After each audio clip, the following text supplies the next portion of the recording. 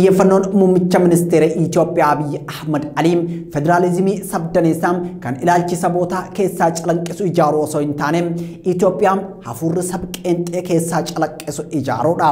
Ragaan kana ammoo imala Abiy Ahmad waggoota sadiif walakkaaf Itoophiyaawinnatii deebisee ijaaruuf imaleedha.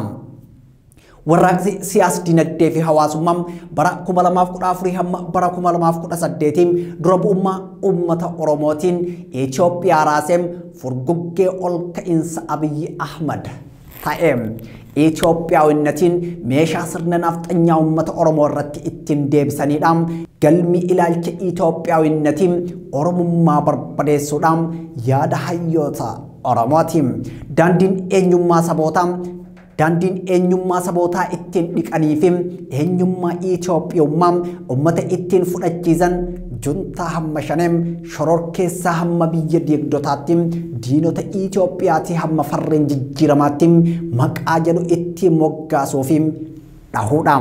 Qondaalonni mootummaa naannoo Oromiyaa bulchan golga mootummaan kun mootummaa Oromooti jedhu jalatti dhokachuun fakkoomiin ibsituuf calanqee eenyummaa Oromoo ummata Oromoo irraa dhiqaati jiru yaada mil'oo tibbanaati. Akkam jirtu kabajamtoota daawwattoota Oromiyaa Miidiyaa Neetworkii kun kan daawwataa jirtan qophii mil'oo tibbanaati. Qophii mil'oo tibbanaa keenya har'aatiin fakkoomiin yookaan ammoo mallattooleen Oromoo fi Oromummaa ibsan haqamaa jiraachuu wajjin wal qabatee imala bulchaan Itoophiyaa Abiy Ahmad Aliim waggaa 3 walakkaa Itoophiyaa bulche keessatti sonoota Oromoo fi Oromiyaa haquuf taasisaa jiru duula sabboonummaa Oromoo dhahuuf taasifamaa jiruu fi akkaataa inni ittiin deeme mil'annaa. Abiy Ahmad Oromummaaf Oromiyaa dhahuuf eessaa ka'ee eessa dhaqee maaltu ta'ame erga Abiy Ahmad bulchiinsa Itoophiyaa qabatee booda Oromoon maal fakkaatti kan jedhu gingilchinee mil'annee isin mil'achiifna. Ansraay Sabaati gama ogummaa kaameraatiin Abdii Jamaal mil'oo tibbanaa isin biraan ga'uuf qophaa'ee jira. Kun mil'oo tibbanaati.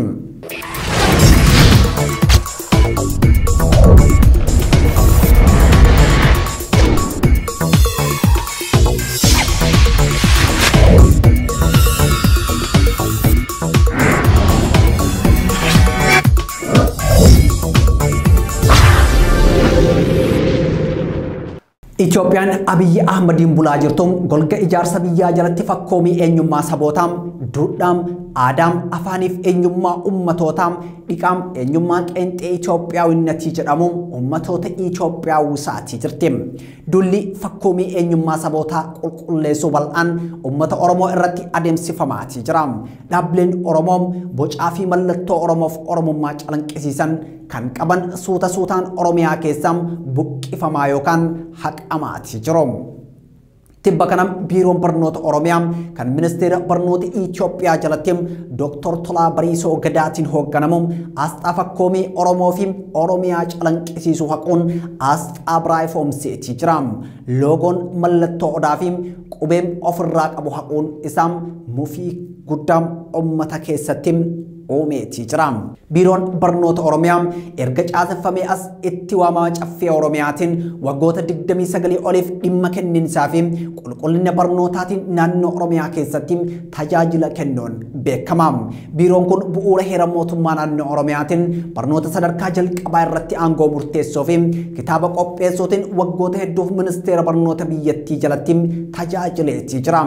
Hundeeffama isaa irraa eegalee loogoo yookaan asxaa waajjiricha ibsu kan qabu yoo ta'u loogoon kunis fakkoomiiwwan Oromoo fi Oromiyaa kan ofirraa qabanidha. Mallattoo gucaa kan halluu alaabaa Oromiyaatiin dibame ofirraa kan qabu fiixee loogoo irratti faajii alaabaa mootummaa naannoo Oromiyaatiin faayameetii jira. Jala isaatiin qubee afaan Oromoo Abaa Caadaam jedhu kan ofirraa qabuu fi gaaddisa odaam gaaddiddaa'etum duuba loogoo yookaan asxaa duraanii irraa mul'achuun akka Oromoo fi Oromiyaa ibsutti bocame. Ta'us biiroon kun mallattoolee duraan turan haquun kitaabaa fi maqaa waajjirichaa afaan Oromoo fi Amaariffaan barreeffame loogoo haaraa gadi ba'e. ta'us biiroon kun mallattoolee duraan turan haquun kitaabaa fi maqaa waajjirichaa afaan Oromoo fi Amaariffaan barreeffateem loogoo haaraan gadi ba'eem. Dhaabbileen barnootaa loogoo wal fakkaatu qabaachuu qabu jechuun kan ajaja dabarse ministeera barnootaa Dr. Biraanuu Naggaati jedhamuun dubbatamaa jira.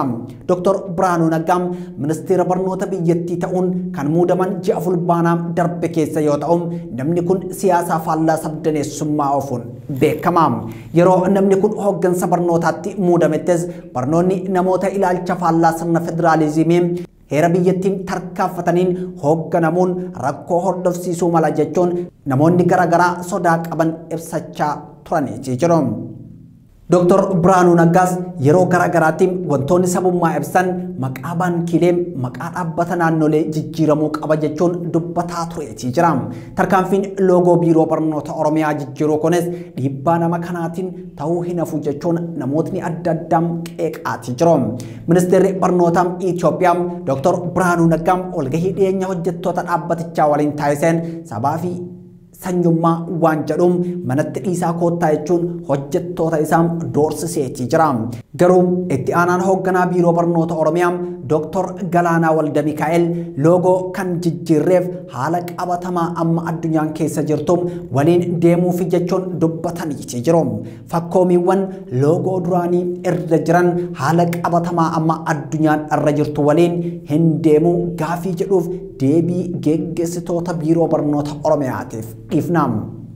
Bilisiginnaan Oromiyaa dhaabbata mootummaas ta'ee kaampaaniin dhuunfaa tokko biraandii ofii haaromsuuf qaama dhimmi hin ilaallanne gaafachuuf dirqama hin qabu. Yoo fedheef yaada maamilaa irraa fudhachuun mallattoo isaa gabbifachuu danda'a. Kanaan alatti marii anatu siif beekaa fi siif murteessaatiin waan deemu kamuu fudhatama hin qabu jechuun ibsa laatiitii jira.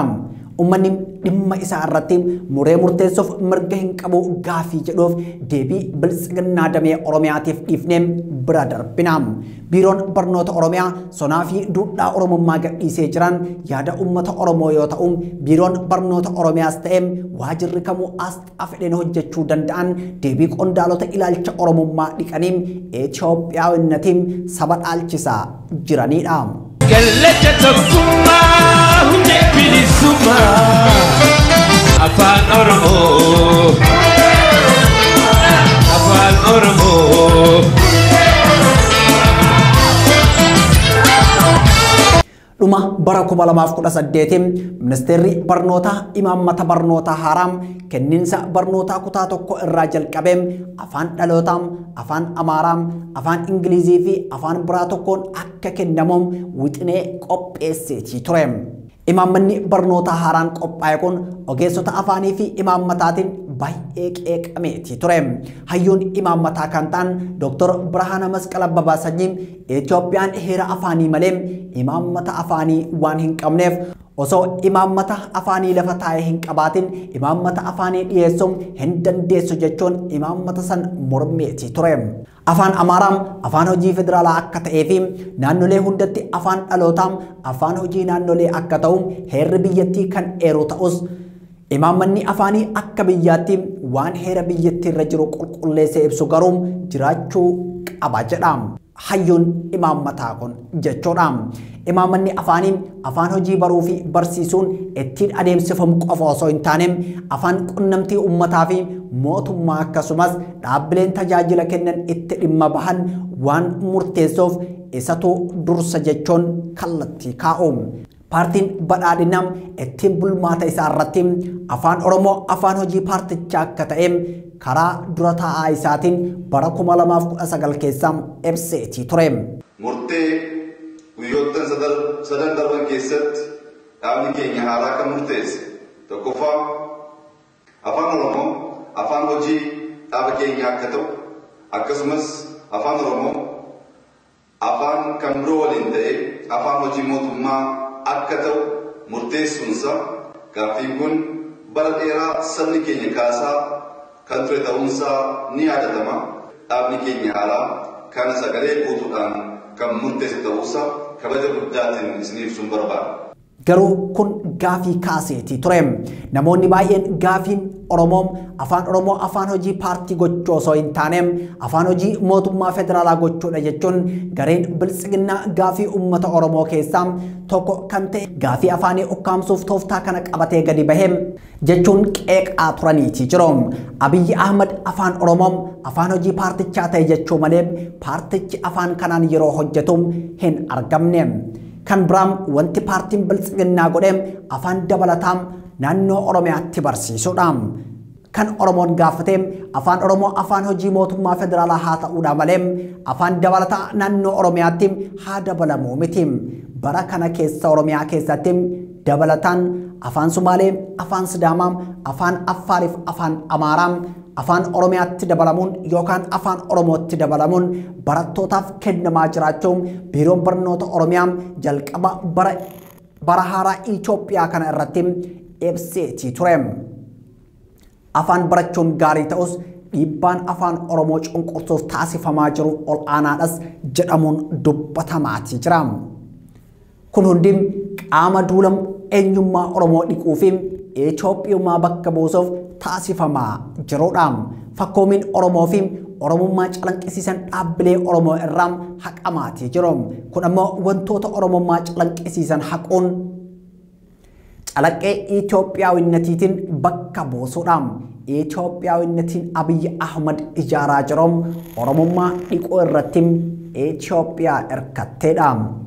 Mee ammam adeemsa Abiyyi Ahmad Oromummaa Itoophiyummaa ittiin jijjiiraa dhufee fi ittiin jiru haa ilaallu.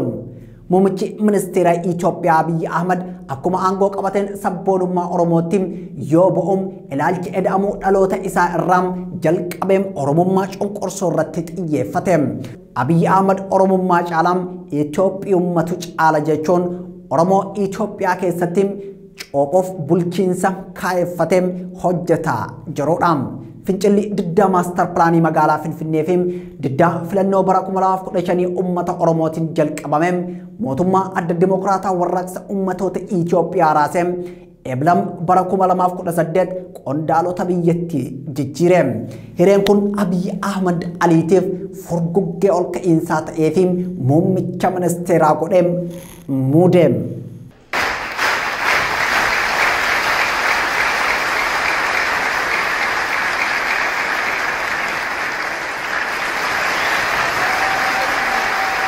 Loltuu raayyaa ittisa biyyaa gita hojii koloneelummaa raayyaa ittisa biyyaa qondaala olaanaa humna tikaa hundeessaa waajjira basaasa biyyoolessaa bara 2010 miseensa paarlaamaa Itoophiyaa bara 2015 hamma 16 ministeera saayinsiif teeknooloojii Itoophiyaa onkoloolessa bara 2016 irraa hoogganaa biiroo misooma magaalaa fi manneen Oromiyaa itti aanaa dura taa'aa dhaadhiyoo fi hoogganaa waajjira dhaabaa ta'uun addawaawii tajaajilaa kan ture Abiyyi Ahmad bara 2018 muummee ministeera Itoophiyaa ta'e.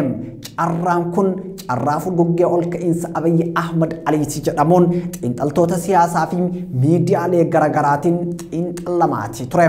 Waqtiin Abiyyi Ahmad hoogganaa biiroo misooma magaalaa fi manneen Oromiyaa akkasumas itti aanaa dura taa'aa dhaadhiyoo ture waqtii afaan finciltootaa dubbataa turedha.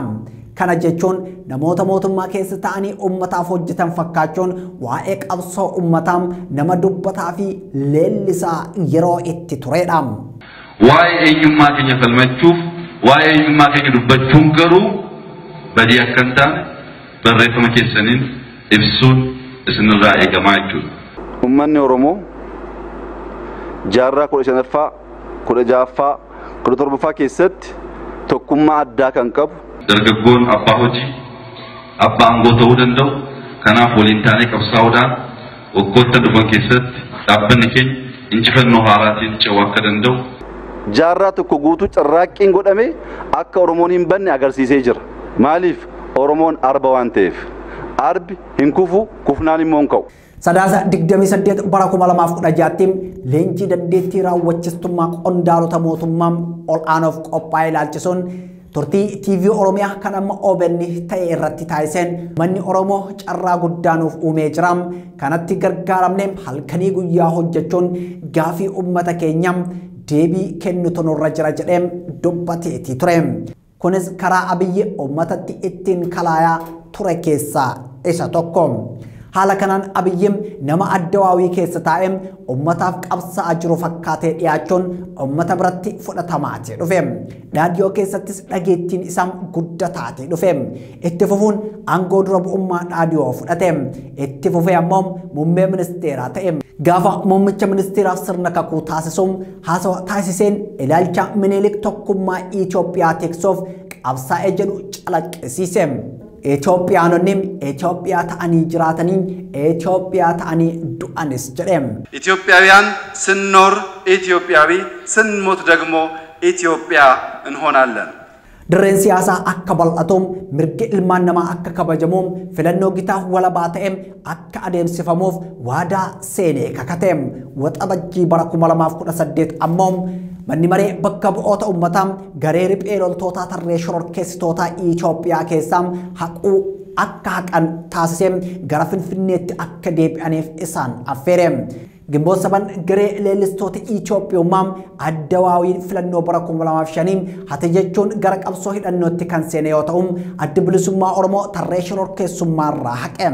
Abaa'oon tarree shororkeessummaarraa haquun isaatiin deeggarsi Abiyyiin Oromiyaa keessatti qabuun daran dabaleetii ture. Barri sun bara 2018 ta'uu isaati.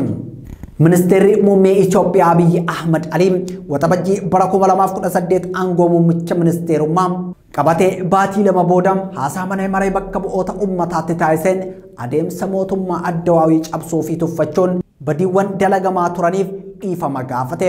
Gocha san balaaleffachuun gocha shororkeessummaatiin jechuun waame. ሽብር ስልጣን ላይ ለመቆየት ይህ ህገ መንግስታዊ በሆነ መንገድ ኃይል መጠቀምን ይጨምራል። ሽብር ስልጣን ለመያዝ አላግባብ ኃይል መጠቀምን ይጨምራል። ህገ መንግስቱ በፍርድ ቤት የታሰረ ሰው ግረፉ ጨለማ ቤት አስቀምጡ ይላል አይልም። መግረፍ ጨለማ ቤት ማስቀመጥ አካል ማጉደል የኛ የአሸባሪነት ተግባር ነው። ሀሳዋፊ ተርካንፊ አብይ ኩን ኡመተ ኦሮሞም kan aarsaa guddaa Itoophiyaa keessatti kafalaa tureef barri abbaa irrummaa xumurameem walqixxummaan kan tajaajilamaniif gaafiin isaa deebii akka argatu ta'e mul'ate. Ummanni ijibbaata guddoo booda qaanqee abdii bilisummaa fi nageenya taatuum arganne jedhee amane. Garuu qaanqeen sun osoo hin turin dhaamte ummannis dukkana siyaasaa hamaan liqeeffame. Abiyyi Ahmad ummata qabsaa'ee aangotti isa baasee dugda itti laachuuf oole hin bulle. Muummicha ministeeraa ta'e torban sadi booda walgahii hayyoota naannoo Amaaraa waliin ebla 21 bara 2018 magaalaa Bahar Daaritti godheen sabboonummaan Oromoo ummata guddaa qaxxeessee gandatti galchee jechuun toffii qabu argisiise. Itti fufuun godaannisa seenaa akka calii calanqoo fi harma muraa aanolee asoosama jechuun yoo dhiyeessuun cunqursitoota ummata Oromoo irratti yakka namoomaa raawwatan Minilikiif Haile Sillaasee siidaa isaanii biyya alatti hojjechiisuun masaraa mootummaa keessa kaa'e. Kun ummata Oromoo dallansiise. Mootummaan dhiigaa fi lafee Oromootiin aangotti bahee madaa Oromoo hoosisutti gattaa'e. Sadaasa bara 2018 keessa Abiyyi Ahmad hooggantuu paartii mormituu Itoophiyaa sabtokkee Burtukaan miidhagsaa hooggantuu boordii filannoo Itoophiyaa gochuun muude. Murteen kun ammoo bu'aa filannoo waxabajjii darbee borcuu keessatti shora addaa taphateetii jira jedhamuun himama. Dhaabbanni Burtukaan miidhagsaatiin hoogganamuun boordiin filannoo biyyaalessaa shora ilaalcha gitaa sabaa Itoophiyaa keessatti qulqulleessuun bocuu jalqabe. Boordiin filannoo biyyoolessa Itoophiyaa seera filannoo biyyattiin qabdu haaromsuun qajeelfamaa fi dambii paartilee siyaasaa ittiin galmeessan qopheesse. Labsiin lakkoofsa 1162 muraa 2011 jalatti kanneen akka haal dureewwan wal xaxoo mallattoo fi bakka jireenya miseensota hundeessitoota ragaa namootaatiin qulqulleessuu dabalatee adeemsa guuttachuuf danqaa ta'uu baase. Kana hordofee ABO fi KFO'n Abiyyi boordii filannootiif Burtukaan miidhagsaa muuduu fi caaseffama boordii filannoo bifa haaraan akka qindaa'u taasisuun moo'uuf akka isa gargaaruuf kaayeffateeti jechuun ibsa baasaa turani. Bara 2020 keessa amantaan boordii filannoo biyyaalessaa irraa qaban sababa filannoon aangoo mootummaa dheeressuuf dabarfameef kufe. Muddee bara 2019 keessam Abiy Ahmed adda bilisummaa ummata Tigraay alatti dhiisuun paartiilee miseensota adda dimokiraasummaa uummattoota Itoophiyaa hundaa fi paartiilee deeggartoota naannolee 5 bulchaa turan paartii badhaadhinaa jalatti walitti baqse. Paartiin dimokiraasummaa Oromoo yookaan paartiin dimokiraataa Oromoo paartiin Oromoo miseensa addawaawii kan ture yommuu ta'u paartii badhaadhinnaatiin boodarra liqinfame. Paartii ijaarame kana Abiy Ahmed paartii dhiigaa fi lafee ummataatiin ummataaf ijaarame jechuun baga gammaddan jedhee Itoophiyaanotatti hime. Jawar onkoloolessa 17 bara 2019 walitti baqiinsa irratti yaada cimsee qeeqoo dhiyeesse. Jawar kaayoo walitti baquu addawaawii sabboonummaa sabaa irratti hundaa'e dadhabsiisuu fi siyaasaa giddu galeessummaa cimsuuf jechuun kan ibse yoo ta'u akka yaada furmaataatti baqsurraa keessoo paartii addawaawii dimokiraatessituu caalaa Oromoon walitti dhufeem waloon mirga isaa falmachuu akka qabu dhaameem. Yaadota sabboonummaa waldidan addatti ilaalchonni Oromummaa fi Itoophiyaawinnatii kan salphattim irreen leellistoota Itoophiyaa sabtokkee fi federaalizimii sabdaneessaa wal qabate gidduutti falmii yeroo dhiyoo asitti bakka dhuunfatee jiruudha. Itoophiyaa keessatti Oromoo ta'uu jechuun jijjiiramaati jira. Oromummaan dirree siyaasaa ilaalchi Oromummaa fi Itoophiyaawinnatiin irratti wal morkatan taateeti jirti. Oromummaa fi Itoophiyaawinnatiin sabboonummaa Oromoo fi durtummaan Itoophiyaa sabtokkeeti. Mootummaan federaalaa sabboontota Oromoo moggatti baasuuf jecha garee durtummaa Itoophiyummaa sabtokkee leellisan cinaa goreeti jira. Kun ammoo yaadota wal faallaatiin wal qooduun daran babal'atee rakkoo Oromiyaa keessa jiru gara sadarkaa hammaataatti jijjiireeti jira. Jara kana lameen walitti araarsuun akka danda'amuu fi hin danda'amne irratti yaadni jiru yoo xiqqaate bara mootummaa Minilik lammaffaarraa jalqabee dhimma turedha. Itoophiyaawinnatiin eenyummaa biyyaalessaa Itoophiyaa sabtokkee akka yaadam gamteessa biyyaatti ilaala. Ummata daangaa biyyattii keessatti argaman hundaaf eenyummaa hunda galeessa godhee fudhata.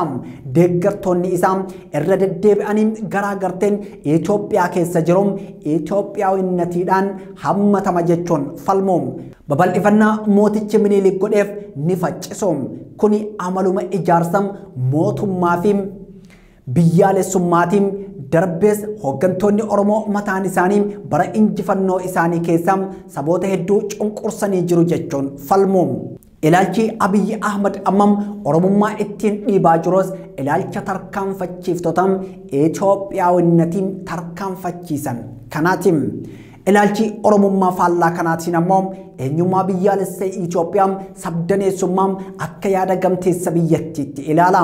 Ummata biyyattii sabaa fi sablammoota daangaa biyyattii keessatti argaman hundi eenyummaa isaaniitiin kabajamanii Itoophiyaa ilaalcha sabdaneessaatiin dimokiraatoyte yookaan saboota hiree isaanii murteeffataniin akka jiraatu falma.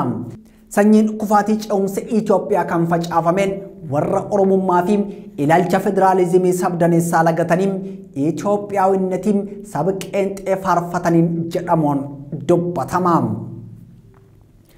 Har'am dhaadheessitoonni Itoophiyaa sabtokkee baay'een isaanii qeeqa walitti sassaabuun hiika Itoophiyaawwinnatiif yeroo kennan dhimmoota amantaa aadaa fi afaanii moggatti dhiisuun daangaa biyyaalessaa fi siyaasaa irratti xiyyeeffachuun caalchifatu.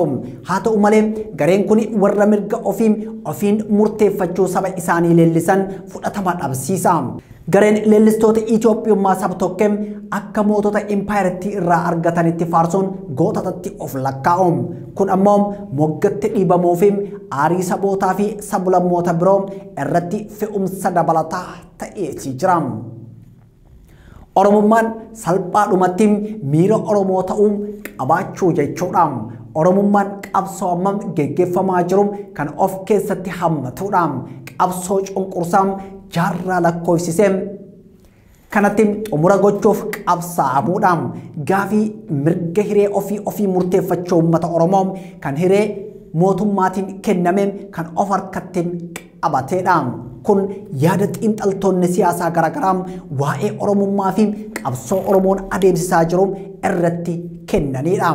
Warri Oromiyaan Itoophiyaa keessaa akka naannoo tokkootti Oromoo caalmatti hangeessuuf qabsaa'an gama tokkoon Oromummaan akka meeshaa humnoomsaa ummata Oromootti dhimma itti bahu.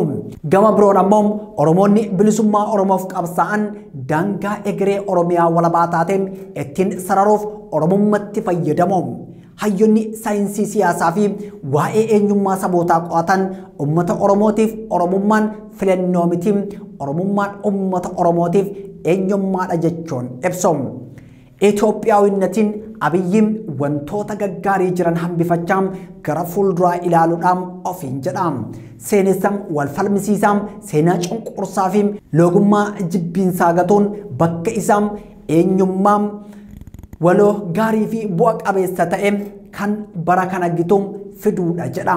Dhaadannoon isaa kan Itoophiyaa gudditti deebisanii ijaaruu jedhuun ilaalcha siyaasaa mootota impaayera Itoophiyaa kan deebi'ee dhageeffatudha. Abiyyiin falaasama isaa madda mara yookaan eda'amu jedhu keessatti wal ta'iinsi wal faana ta'uu yookaan tokkummaa jechuun kaa'eeti jira.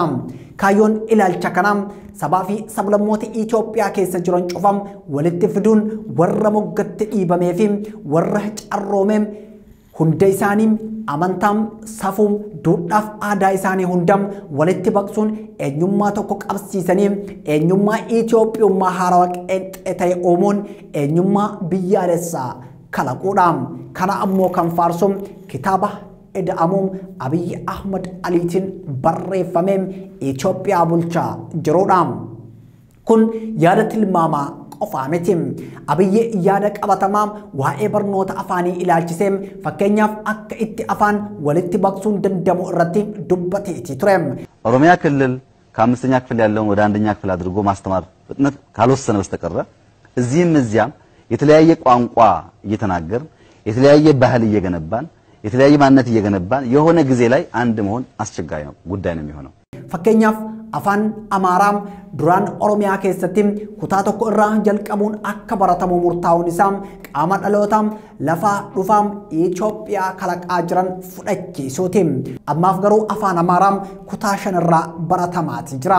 Garuu tibba darbee afaan Amaaraa kutaa tokko irraa akka baratamuuf dhiibbaan taasifamaati ture. Waggoota 30 darbaniif dhaloonni qooqa haadhaatiin afaan hiikkataati ture.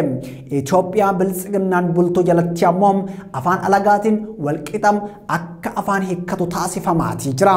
Kun ammoo afaan dhalootaam akka dadhabaa deemuu fi dhaloonni duudhaalee Oromummaatiin akka hin guddinne taasisa jechuun ogeessonni yaadam kana qeequ.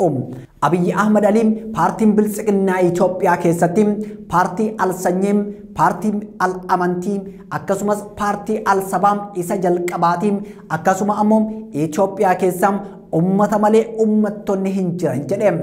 Itoophiyaa keessaa ummata malee ummattoonni hin jiran jechuun saba tokkoom kan afaan tokkoom eenyummaa tokkoof aadaa tokko malee saboonni sablammoonnii fi ummattoonni hin jiran jechuu isaati.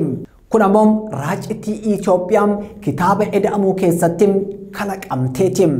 Abiyyiin waraqaa gubbatti danooma kabajuun tokkummaa ol kaasuu kan barbaadu haa fakkaatu malee haasawaa isaa Itoophiyaawinnatii haaromsuu faanam dhufan kana caalatti summii fi loogummaadhaan kan guutame jedhamuun yeroo garagaraatti qeeqamaati jira. Kaayyoo fi faayidaa ummata Amaaraa guutummaa Itoophiyaa keessatti tiksuuf jecha yeroo bara 2018 waxabajjii keessa sochiin biyyaalessa Amaaraa hundeeffame. Kaayyoo fi faayidaa ummata Amaaraa guutummaa Itoophiyaa keessatti tiksuuf jecha bara 2018 waxabajjii keessa paartiin sochii biyyaalessa Amaaraa hundeeffame.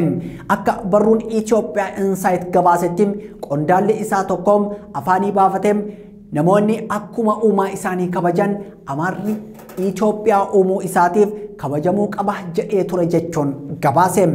Miidiyaaleen mootummaa Abiyyi Ahmad wajjin ta'uun mootummaa fi ilaalcha Itoophiyummaa leellisan kanneen akka EBC, ETV, Faanaa Broadcasting, Waltam, Amara Corporation Media kanneen biroom Oromummaa irratti duula geggeessaati jiru. Miidiyaaleen kunniin sabboonummaa Oromoo gad xiqqeessuun akkuma Addawaawin dhiphoota jechaa ture rogeessitoota Oromootiin gosummaa yookaan sanyummaa akka qabanitti waamam. Aktivistoonni isaanii Oromiyaan diigamuu qabdi, Oromummaan Itoophiyaawinnatiin cuuphamuu qabdi jechuun yeroo garagaraatti duulaa deemsisu.